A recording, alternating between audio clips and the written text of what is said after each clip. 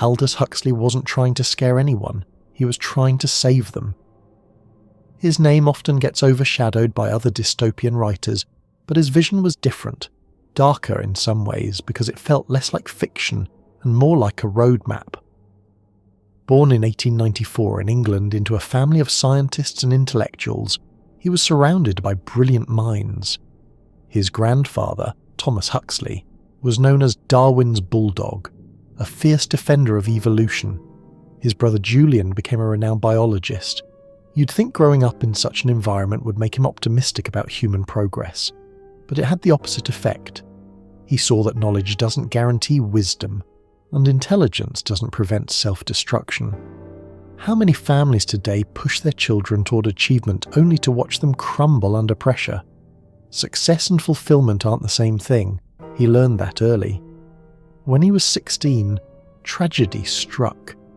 An eye infection left him nearly blind for years. Imagine being a young man who loved reading, surrounded by books, but unable to see the words on the page. Most people would have given up, but he didn't.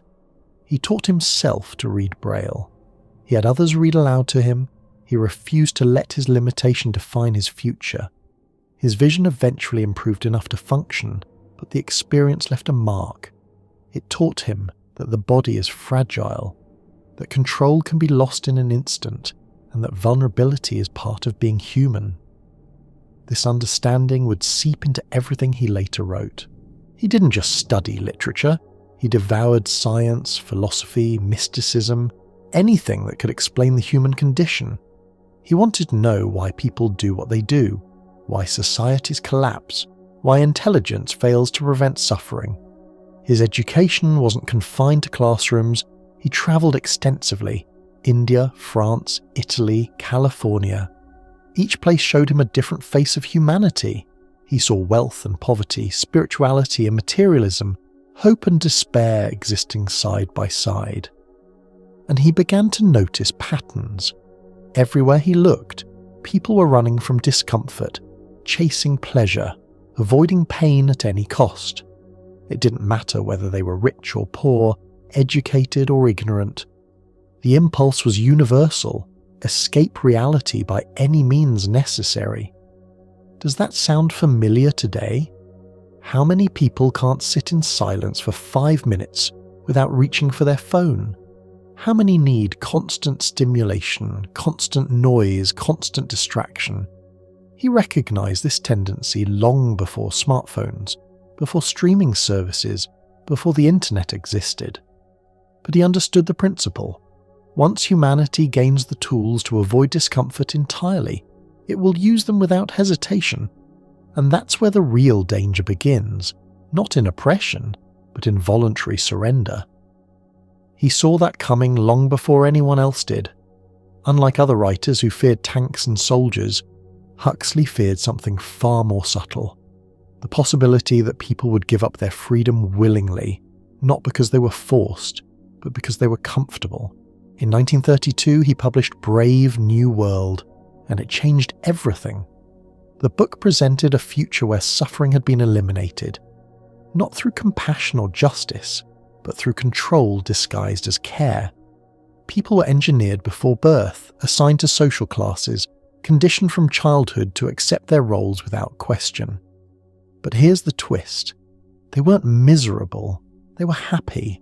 The society provided everything: pleasure, entertainment, stability, security. Why would anyone rebel against that? The world state had perfected the art of control through satisfaction. Citizens were given a drug called soma whenever they felt uncomfortable, anxious or sad. One dose and the pain disappeared, replaced by artificial euphoria. No one questioned the system because the system made them feel good all the time. What's there to resist when resistance feels worse than compliance? This is the genius and the horror of his vision. He understood that the most effective prison isn't one with bars, it's one where the inmates don't realise they're trapped. The novel society eliminated books not by burning them, but by making them irrelevant. Who needs Shakespeare when you have endless entertainment? Who needs philosophy when you have pills that make you forget your questions? critical thinking wasn't forbidden, it simply became unnecessary. People lost the desire to think deeply because shallow pleasures were so readily available. His characters weren't fighting against chains, they were fighting against their own contentment. The protagonist, John the Savage, came from outside the system. He had read Shakespeare, experienced real emotions, felt genuine pain and love. When he encountered the brave new world, he was horrified, not by its cruelty, but by its emptiness. People had everything except meaning. They had pleasure but no purpose. They had comfort but no soul. He famously declared, "I don't want comfort. I want God. I want poetry. I want real danger. I want freedom. I want goodness. I want sin." And the response he received was essentially, "Why would you want suffering when you can have happiness?" His question back was haunting. Is happiness without depth really happiness at all? Or is it just another form of slavery? This tension between comfort and authenticity sits at the heart of the book. Huxley wasn't saying pleasure is evil. He was saying pleasure without choice, without sacrifice, without the possibility of pain, becomes a cage. You can't appreciate light without darkness, joy without sorrow, freedom without risk. The brave new world removed all negatives, and in doing so, removed what makes life worth living. How many people today are living a version of this, trading depth for distraction, meaning for momentary satisfaction? They're not being oppressed, they're being entertained into submission. When the book was first published, reactions were mixed. Some called it brilliant, others found it disturbing and extreme. Surely humanity would never willingly give up freedom for comfort. Surely people would recognize the loss of their autonomy before it was too late. But Huxley wasn't so sure. He had studied history. He knew that empires didn't always fall through invasion.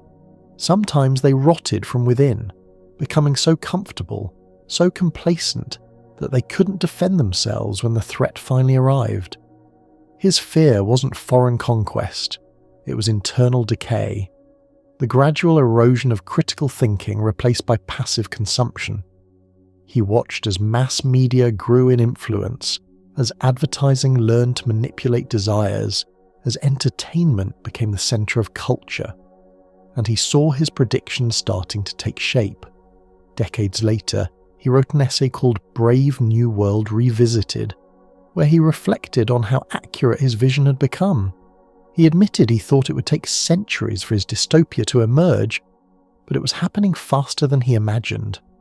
Technological advances weren't liberating people.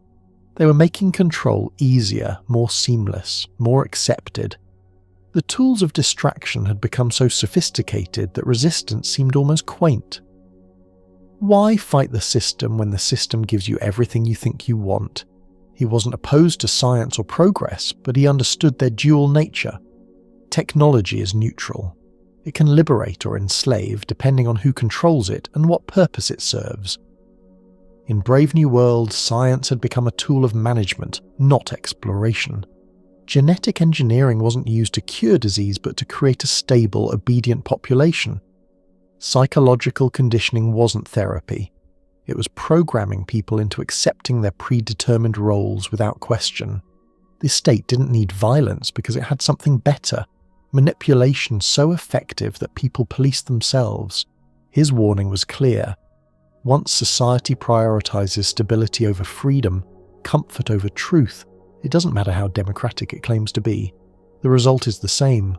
A population that has lost the ability to think for itself and, worse, has lost the desire to try. Today, we see echoes of this everywhere. Algorithms decide what we read, what we watch, what we believe. Social media platforms optimize for engagement, not truth, keeping us scrolling, clicking, consuming. We're fed content designed to trigger emotional responses, not intellectual ones. Outrage, pleasure, fear, whatever keeps us hooked. And we accept it because it feels good, because it's easy, because questioning it requires effort most people aren't willing to expend. Why read a challenging book when you can watch a 10-second video? Why engage in difficult conversations when you can stay in spaces that only confirm what you already believe? Huxley saw that the greatest threat to freedom wasn't a dictator with an army. It was a society that had forgotten why freedom mattered in the first place. If people don't value the ability to think critically, to question authority, to endure discomfort in pursuit of truth, then no amount of rights or protections will save them. They'll trade it all for convenience, for entertainment, for the illusion of happiness without struggle. His characters didn't lose their freedom in a dramatic battle. They lost it gradually, imperceptibly, one small compromise at a time. First, it was just a pill to take the edge off. Then it was accepting information without verification. Then it was letting others make decisions because thinking was too exhausting. By the time they realized what they had lost, it was too late. They had become dependent on the very system that controlled them. How many people today feel that same dependency? Can't function without their devices, without constant connectivity, without the validation of likes and comments. It's not that technology is inherently bad, it's that we've allowed it to replace rather than enhance our humanity. We've outsourced our memory to search engines, our relationships to screens, our sense of self-worth to algorithms, and we call this progress. But at what cost, Huxley would ask? Are we becoming more human or less? Unlike Orwell, who feared those who would ban books, Huxley feared a world where no one would want to read them. Orwell worried about truth being concealed.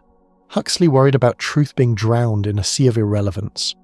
Both were right, but in different ways. One saw oppression through force, the other through pleasure. One imagined a boot stamping on a human face forever. The other imagined people too distracted to notice the boot at all. Which vision is closer to our reality today? We have access to more information than any generation in history, but are we wiser? Are we more thoughtful? Or are we simply overwhelmed, paralyzed by choice, consuming endlessly but digesting nothing? The architects of Brave New World understood something profound. You don't need to suppress ideas if you can make people incapable of engaging with them. You don't need censorship if you can flood the system with so much noise that truth becomes indistinguishable from fiction. You don't need to imprison bodies if you can capture minds. And the beauty of it, from a control perspective, is that people will defend their own captivity. They'll argue that they're free because they have choices, never realizing that all their choices lead to the same place. Huxley spent his later years exploring consciousness, mysticism, and human potential. He experimented with psychedelics, not for escape, but for understanding. He wanted to know if there were ways to expand awareness, to break through the limitations of conditioned thinking. Some saw this as contradiction. How could the man who warned against chemical contentment advocate for mind-altering substances? But he distinguished between using drugs to avoid reality and using them to perceive it more clearly. Soma in his novel was about suppression. His experiments were about exploration. The difference mattered. One closes the mind, the other opens it. One accepts programming, the other questions it. Still, the risk remained that any tool of consciousness could be weaponized, turned from liberation into control. He knew this, and it troubled him.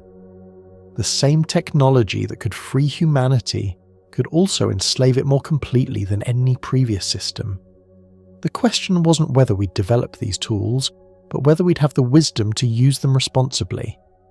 And looking at human history, he wasn't optimistic. We've repeatedly chosen short-term comfort over long-term survival, immediate gratification over delayed meaning.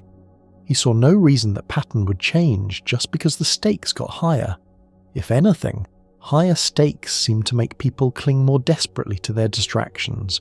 When he died in 1963 on the same day as C.S. Lewis and John F. Kennedy, his death barely made headlines. The world was focused on the assassination of a president. But his ideas didn't need headlines to survive. They embedded themselves in culture, in thought, in the anxious recognition that something about modern life feels wrong even when everything seems fine. His books continue to sell. His warnings continue to resonate because people kept recognizing themselves in his characters, kept seeing his Brave New World reflected in their own. Brave New World wasn't a prediction of some distant future. It was a mirror held up to tendencies already present in humanity. The desire to avoid pain, to seek pleasure, to surrender autonomy in exchange for security. These aren't new impulses. What's new is our capacity to satisfy them completely and permanently. That's what makes our era different. We have the technology to create Huxley's vision. We can engineer genetics, manipulate brain chemistry, curate personalized realities that never challenge, never disturb, never demand growth. The only question is whether we'll choose to do it. And if history is any guide, the answer is yes, unless we consciously resist. His legacy isn't just in literature, it's in every conversation about technology and humanity, about freedom and control, about what we're willing to sacrifice for comfort. Educators reference him when discussing media literacy. Activists invoke him when challenging surveillance. Philosophers cite him when exploring authenticity. His name has become shorthand for a specific kind of dystopia, one that seduces rather than threatens. But here's what often gets missed in discussions of his work. He wasn't a pessimist. He was a realist with a warning. He believed humans had the capacity for greatness, for transcendence, for genuine freedom. But he also believed we had to choose it actively, consciously, against the current of least resistance. Freedom isn't a default state. It's something that must be claimed and defended, especially against forces that promise to make life easier. His message was simple. Comfort is not the same as fulfillment. Pleasure is not the same as joy. Distraction is not the same as peace. If we confuse these things, if we accept substitutes for the real thing, we'll wake up one day in a world we don't recognize, living lives we never chose, wondering how we got here. The answer will be one small surrender at a time, one compromised value, one ignored warning, one choice to let someone else decide because thinking was inconvenient. Today his questions feel more urgent than ever. As artificial intelligence advances, as virtual realities become more immersive, as genetic engineering moves from science fiction to science fact, we're approaching the capabilities his world state possessed, the ability to redesign human nature itself, and we're doing it without the conversation he tried to start. What kind of humans do we want to be? What are we willing to give up? What should remain sacred? These aren't technical questions, they're philosophical ones. And we can't let engineers answer them alone, because engineers optimize. They don't question whether optimization is the goal. We need philosophers, poets, rebels, people willing to say maybe efficiency isn't everything, maybe some struggles are worth preserving, maybe discomfort serves a purpose we've forgotten. Huxley understood that a life without challenges isn't a life of freedom, it's a life of stagnation. Muscles atrophy without resistance. Minds decay without difficulty. Souls shrink without adversity. The Brave New World eliminated struggle and created a population of children, forever content but never growing, consuming but never creating, existing but never truly living. Is that the future we want? Because we're building it right now, with every choice to prioritize convenience over connection, every algorithm we let think for us, every depth we trade for breadth. The most chilling aspect of his vision wasn't the technology, it was the willing participation. People in Brave New World weren't victims, they were collaborators. They had been conditioned to desire their own submission, to fear the very freedom that could save them. When John the Savage offered them an alternative, they rejected it, not because they couldn't understand, but because they didn't want to. Understanding required effort. Change required discomfort. And they had been taught that discomfort was the ultimate evil to be avoided at all costs. How many people today share that programming?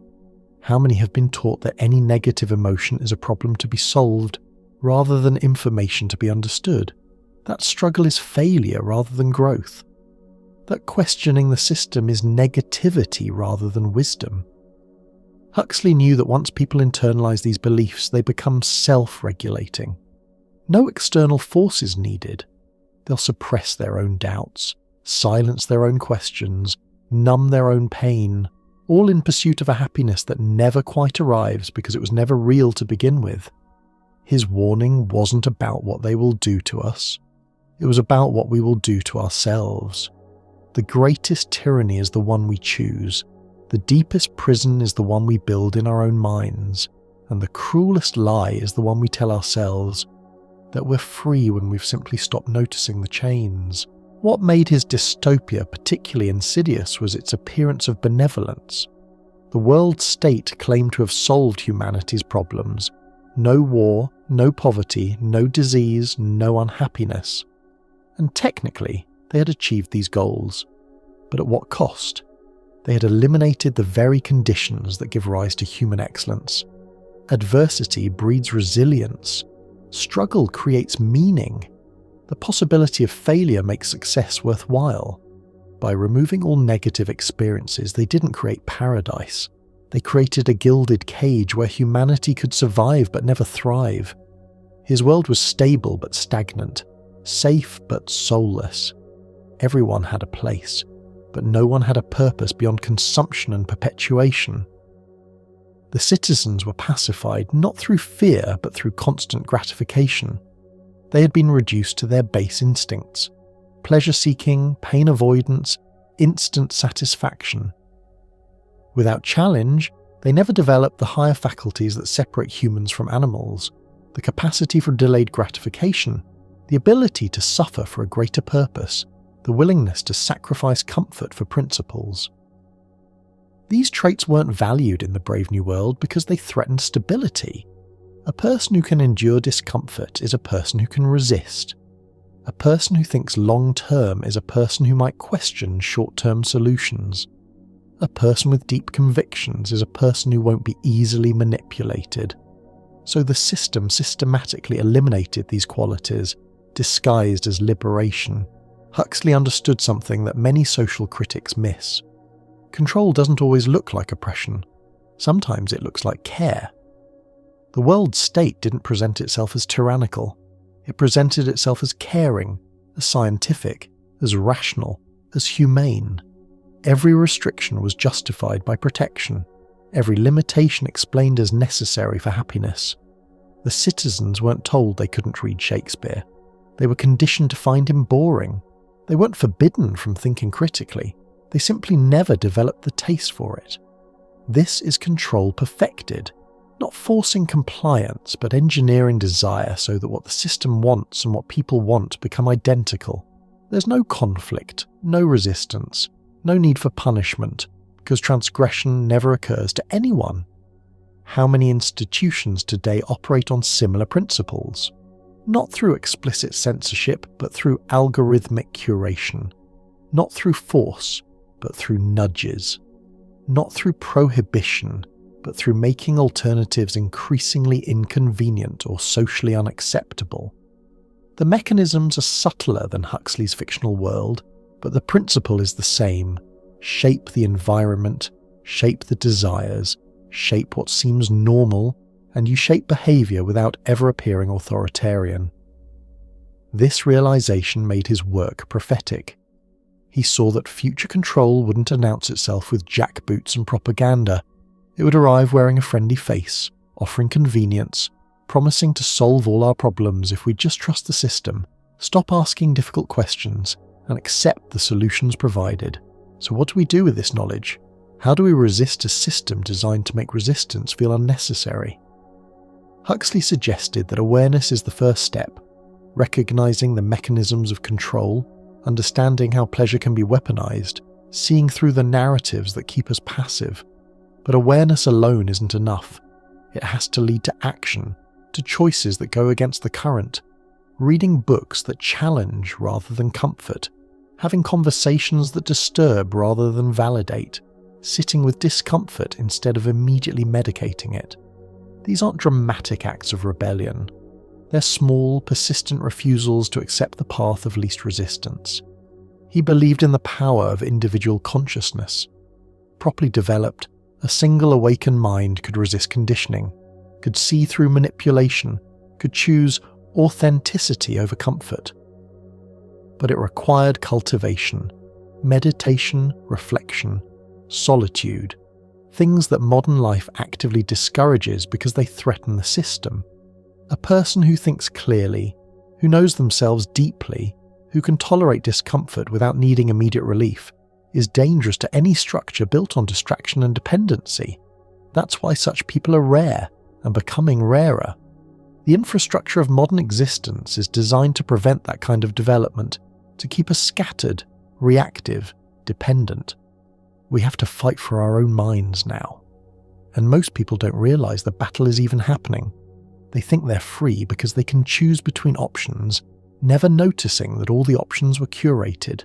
Huxley's final insight was perhaps his most important. Humanity stands at a crossroads. We have unprecedented power over nature, over biology, over consciousness itself. We can use that power to transcend our limitations or to lock ourselves into a comfortable prison of our own design. The choice is ours, but only if we make it consciously.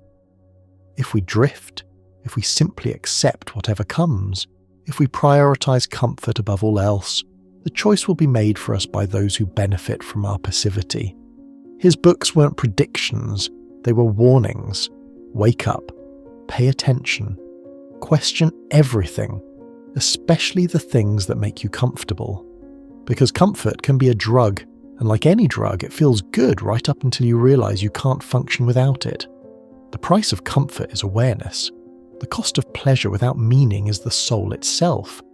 And once you've traded those away, no amount of happiness will fill the void that remains. His legacy lives in everyone who chooses difficulty over ease, who asks hard questions, who refuses to be distracted into submission. The brave new world is always one generation away, one choice away, one surrender away. But so is the alternative.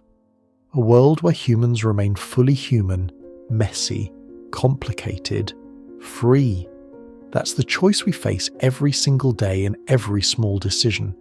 And we can't say we weren't warned. If you don't choose your own path, someone will assign you one, and they'll make it comfortable enough that you won't even notice you've stopped walking altogether. That's the price we pay when we mistake comfort for freedom and entertainment for life.